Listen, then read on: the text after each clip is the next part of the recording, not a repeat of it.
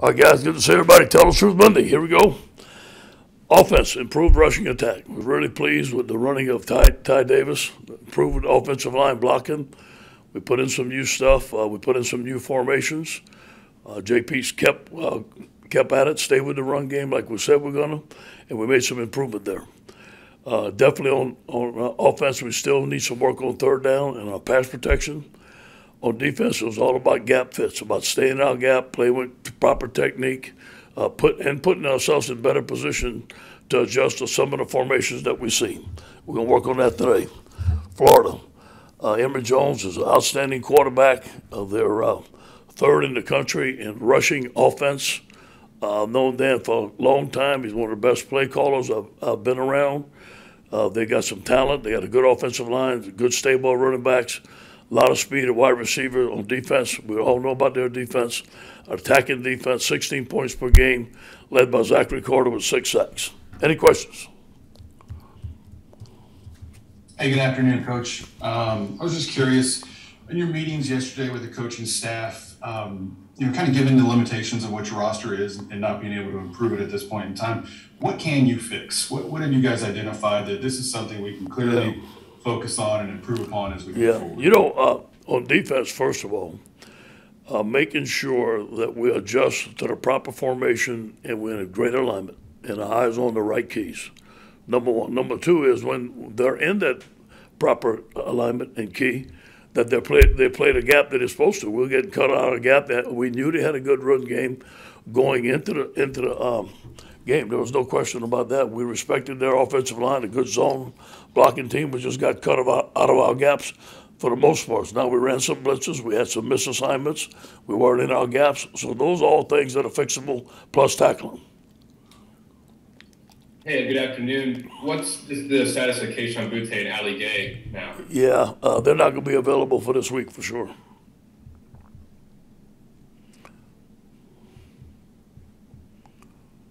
Hey, Coach Joe Garland, Gillum, Fox State, New Orleans. I noticed that AD Scott Woodward's on the road with you on the home games on the field. Is he giving you any words of encouragement, advice in these tough times there for the Tigers? Yeah, he's been great. He comes meet me every Sunday. He's here at every practice. Been very positive, been very encouraging every time I met with him. Yeah, hey, Coach. I mean, obviously now without Keishon being such a huge part of y'all's offense, just who are you looking to kind of step up in that number one role, and kind of who do you think is going to stand out there among those freshmen? It's not about number one role. It's about somebody coming up and making some plays. I think you saw Malik Neighbors do a lot of good things there.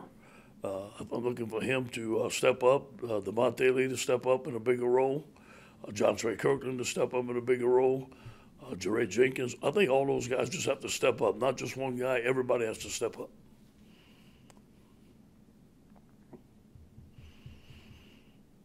Hey, Coach, this is Bree Andrews from LSU Tiger TV. We've seen a lot of great success from former running backs coming out of LSU, and I think a big bright side of the game last week was seeing Ty Davis-Price rush for 147 yards. So do you think not only Ty Davis-Price, but Corey Kleiner, Armani Goodwin, Josh Williams, do you think that they have the ability to be a successful college quarterback and also be successful in the NFL? No question. That's why I recruited them. I think they're all great players. They're all great young men. And I'm glad that we put them in position to have success. We block better. I thought Ty ran with an outstanding attitude. Corey and Armani are good freshmen, real good freshmen. And Trey Bradford, who's going to become eligible soon. I think all those guys are going to be great players. Coach, through the first 3 weeks of the season, y'all were the defense was towards the top of the country in sacks and tackle for loss. The last couple of weeks, those numbers have dropped off a lot. What do you kind of attribute that to, and how do you look to improve that? Well, I think it depends what kind of protection we're getting. It depends how we rushing our guys. Sometimes we got our scrambling quarterbacks, so we're not just going full tilt. We got to stay in our pass rush lane. I think it's a combination of both. Hey, what's the status of Major Burns and Joe Evans this week? And at the same time, how concerning is it to just to be beat up defensively right now as you're going against the SEC's best rushing attack? Yeah, well, Joe's going to be unavailable this week. Major Burns is unavailable this week. we get Glenn Logan back. I think that Glenn is going to be able to play this week. Glenn played a lot of games for us, so that's going to give us a boost inside. Yeah, and sorry to have you with the injury and questions, things like that. But Eli Ricks, is he going to be available this week? As far as I know. Okay, fair enough. And yeah, just kind of, with this gauntlet coming up, and then to Adam's question, when you're this injured and you're coming off a tough stretch, just how hard is that to kind of get the team going and whatnot? Well, I don't think it's a problem. I mean, we're gonna focus in today, Untitled Chapter Monday. We're gonna look at it, and we got Florida coming to town. We're gonna be fired up to play Florida. Our guys are gonna be fired up. We're gonna have a good week of practice. Hey, Coach, obviously there's a lot of talk around the program with the lack of success that you've had this season. Yeah. How will you approach it with your players? I know block out the noise is something that you've used before, but will you specifically address the remaining 6 games in your job status with them? No, not at all. No, that's for me to handle. And nobody's told me about my job status. So I haven't had any discussion about it. As far as I know, I'm the head coach of the LSU Tigers today. That's all that matters. Is that the best and only way you can approach it? No, not really, man. You can go in there and I can read everything you guys could write. I can take about an hour and read all that stuff and then go tell them about it. But I don't listen to all that stuff. The best thing for me to do is be very positive, understand the expectation of LSU. I will say this and I will say it again. No one has to tell me about the LSU expectations. I know them. I was born with them, so I understand. This is not the LSU standard performance. I understand my job. I get it totally. I know exactly where I'm at, and I'm going to go to work as hard as I can today, and don't blink. I promise you, I will not blink for anyone. Thanks, Ed. Hey, Coach, Paul Boron from CST. I was wondering if this week leading up to the Florida game kind of feels like last year, where this is the game that can kind of change the feeling of everything within the program. Yes, it could. And it could. Playing Florida, we just lost 2 big games in a row, and playing Florida obviously is a rivalry game for LSU. We're playing at home. They're a very good football team, and it's going to be a tremendous challenge. But, yes, I think they can put at least a little feel-good back in the program. And, obviously this is Max's first full year as a starter. 6 games in, just kind of how would you evaluate what he's done? What has he done well? What does he kind of need to improve halfway through the year now? Well, I think Max is an outstanding quarterback, outstanding young man. There's some things he's done very well. There's some things that he can improve on, is getting rid of the ball quicker. Maybe identifying some, early on, identifying some protections and getting them in the right protection at the right time. But overall, I think he's done a very good job. Yeah, Ron Higgins, Tiger Rag. How did your last year at Ole Miss prepare you for when things don't go well like this to handle maybe better than it was handled at Ole Miss? How did that experience prepare you for when times are tough like this? Yeah, you learn what not to do. I think that's the biggest thing is don't react. Go to work every day, big chest and big eyes, be positive. And I think the players got to feel that. And they feel that about me. They know it. And everybody knows what's going on. We don't need to talk about it. The focus is on beating Florida, and that's what we're going to do. Thanks. Hey, Coach, how was the morale of this team after these 2 losses, and how much of a fight is it to keep them motivated? I think that when you get into the beginning, like today, it's the first time we see them. The coaches came in yesterday. Everybody was down a little bit, obviously. But as a 24-hour rule, as well as we can, we're going to put it behind us and look towards Florida. I think it helps that we play in Florida, a rivalry game. Guys going to get up to play in Florida, especially at home. And so I think after today, it should be okay. Hey, Coach. Steve Moulton, WZZN. Is there any update on Miles Brennan? Yeah, I just talked to him. He was in my office before I came down here. Nothing new. He's progressing as expected. I don't know if he's going to be available before the Alabama game, that open week or not. That's the target date we had looked at. I don't know the status of that yet. Hey, Coach, one other question, a little off topic here. I'm asking all the coaches, or a bunch of the coaches within the program, about their thoughts on the transfer portal and you know, the positives and the negatives of it in your minds. Well, I think that the graduate transfers have been excellent to us.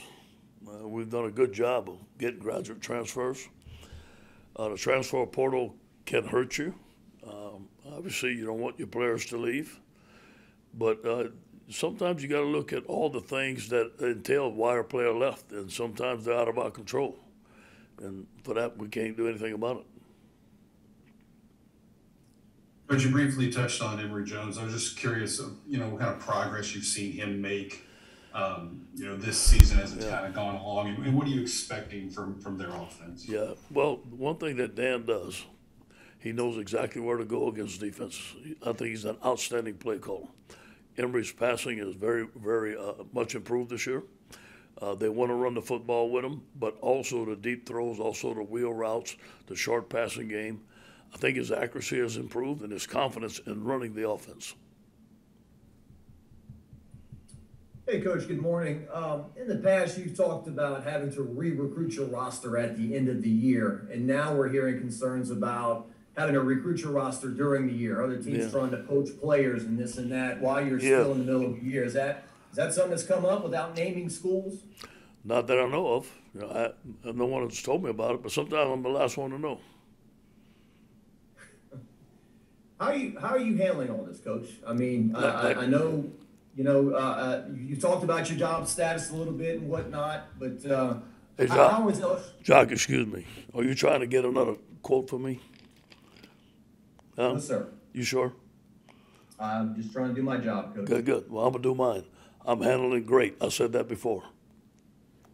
Thank you, Coach.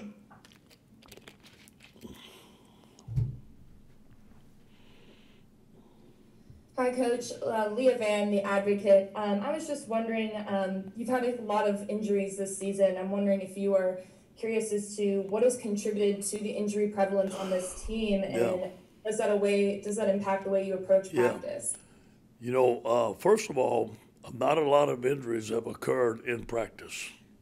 Some of them had. Most of them have been in game-time situations. So we got to look at it. I think that our training staff does a tremendous job of evaluating our guys. We've gotten guys back here a lot faster than we have in the previous year. So I think that the acceleration of the treatment and the guys getting better has worked. You don't want injuries, but you know what? It's part of football.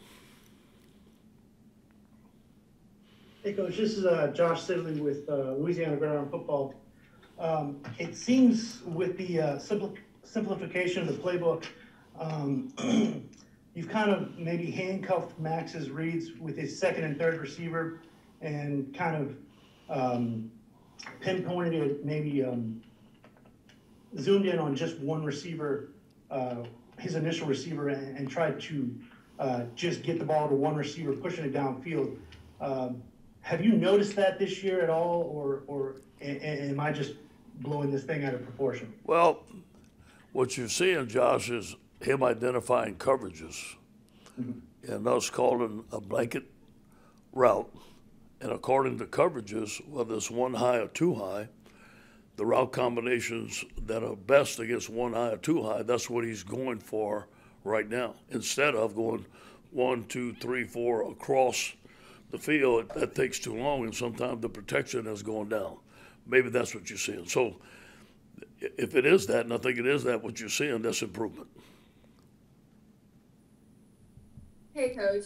So I just wanted to know, with all these injuries that we've had this past season, it's kind of completely out of everybody's control when someone gets injured. But what is the mindset of this team? Like the next man up, I know that was big last year when we had a lot of people out. So what is that mindset, and what is kind of like your game plan going into this week against Florida, such a powerhouse, both sides of the ball, one of the best rushing and best defensive teams we've faced. So what is kind of your game plan going into that, considering all the injuries? Well, our offensive line is probably the healthiest it's been. So that's good. And our running backs are healthy, so that's good. On the defensive line, we got Mason Smith, who we can move back to end if Ali Gay can't play. And then we got Glenn Logan coming in. So Glenn hasn't played, but he started a lot of games for us. So that's going to bolster our defensive line a little bit. But that's a very good question that you have. obviously Saturday was the first time Cam Wire was really kind of getting major snaps again. I guess just what did you notice him kind of opening some things up for that line? I thought he did a very good job of blocking at the point of attack. We ran behind him. He did a tremendous job. He didn't give up any sacks. He had a good week of practice last week. Both him and Anthony Bradford are playing pretty good. So we're a little bit stronger at left tackle than we've been at the beginning of the season. I got two questions. One is just kind of general. You can educate me on it. Wheels and screens.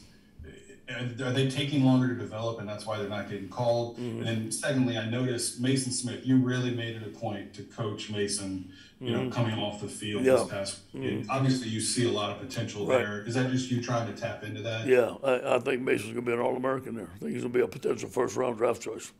But you know, we had to move him back inside, and he was getting some different schemes that he hadn't played in a while. And you know, at defensive end, you're playing the tackle, you're playing the tight end. Now he's playing the guard and the tackle. He's playing some combination blocks. And I could see some things that could help him out during the game. That's what I was helping him for.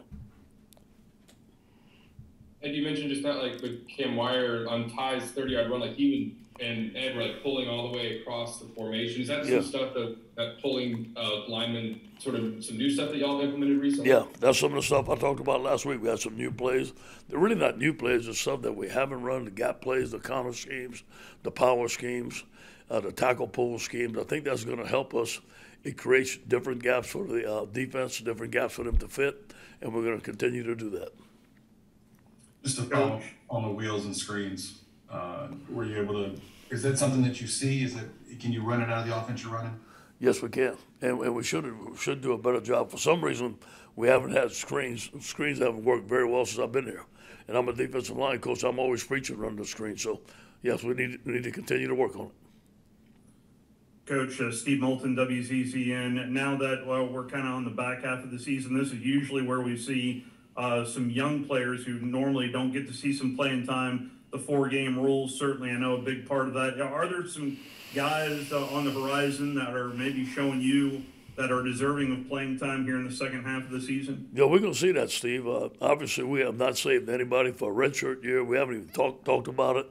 We got a lot of young guys playing on special teams right now. We told them that's the way to make your break, get in special teams and do great, just like the great players before us, like Jamal Adams, Jarvis Landry, and those guys were outstanding on special teams. So that's what we're using a lot of our true freshmen. Ed, Scott Rabley with The Advocate. While you've been talking, there's been a report, at least on Twitter, that Kayshawn is out for the year. Are you not prepared to say that at this point? And also with Miles, when he does return, is it back to the same level of competition at quarterback that it was before the season, or Max has established himself and it's a backup starter kind of thing?